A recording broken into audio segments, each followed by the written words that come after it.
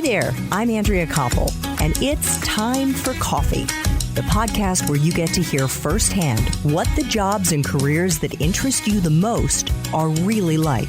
Hey there, Java junkies. Welcome to another K-Cup mini episode of Time for Coffee. By the way, K-Cups come in 3 sizes, single, double, and triple shots, or roughly 1 minute, 5 minutes, or 10 minutes in length. So if you don't have time to throw back an entire caffeinated career conversation, these K-Cup mini episodes of T4C can give you a quick caffeinated fix, whether you're on the go or you only have a few minutes to binge. So grab your mug and take a chug, because it's time for a caffeinated career double shot K-Cup with my guest, Justin Nguyen.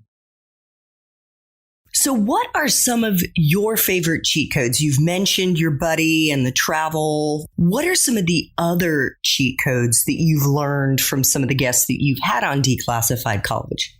Yeah, and I also forget to mention about Ben too. So he graduated from Cornell as a student athlete with a double major and 7 minors. That's another story for a whole nother day on how he was able to achieve that.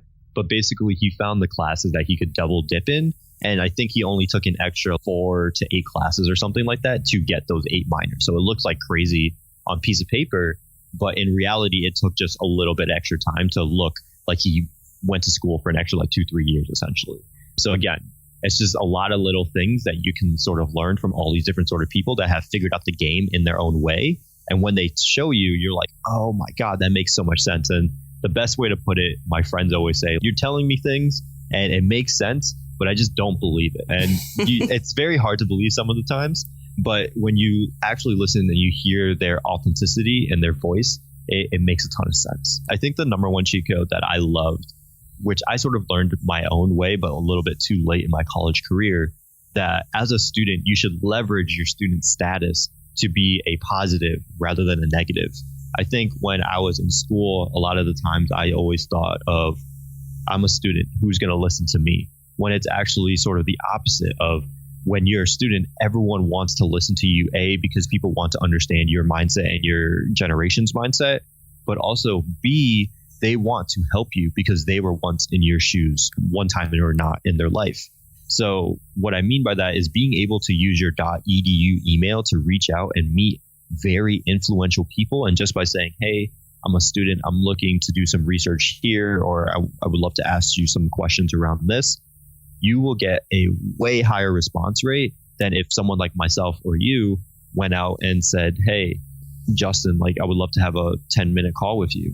Most of the times I'm going to say no, because I just think that you're selling me something. When you're in school and you ask me for a 10, 15-minute phone call, I'm way more likely to accept it because I'm like, hey, I want to help you out. You're a college student. I was a college student. We have that sort of connection there. And I know how tough it is.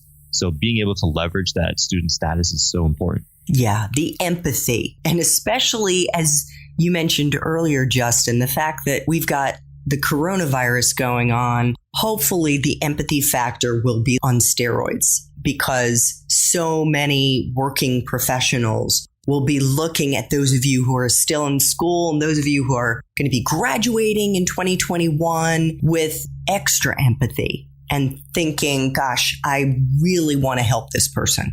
Yeah, 100%. If I'm a student right now, what I would do is just stalk people on LinkedIn and look for the people that graduated during 08 and 09, because those individuals will probably have the most empathy with you because they graduated in a very similar time of very low employment for college graduates. So reach out to them, especially the ones that have found that career success in some sort of way or a very similar career trajectory that you want to kind of emulate in your own.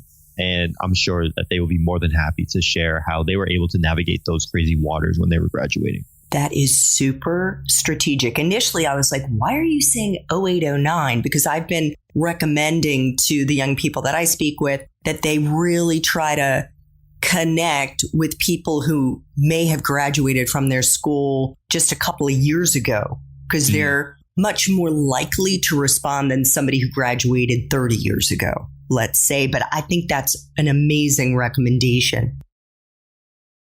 Thanks for tuning in to this K-Cup mini episode of Time for Coffee. If you want to listen to our entire caffeinated career conversation, please check out the show notes for this episode. Thanks so much for listening to Time for Coffee, where the professionals in the jobs that most interest you always have time to grab coffee 24/7, no matter where you live. I have one quick favor to ask you. Remember to rate, review, and subscribe to Time for Coffee. Thanks so much.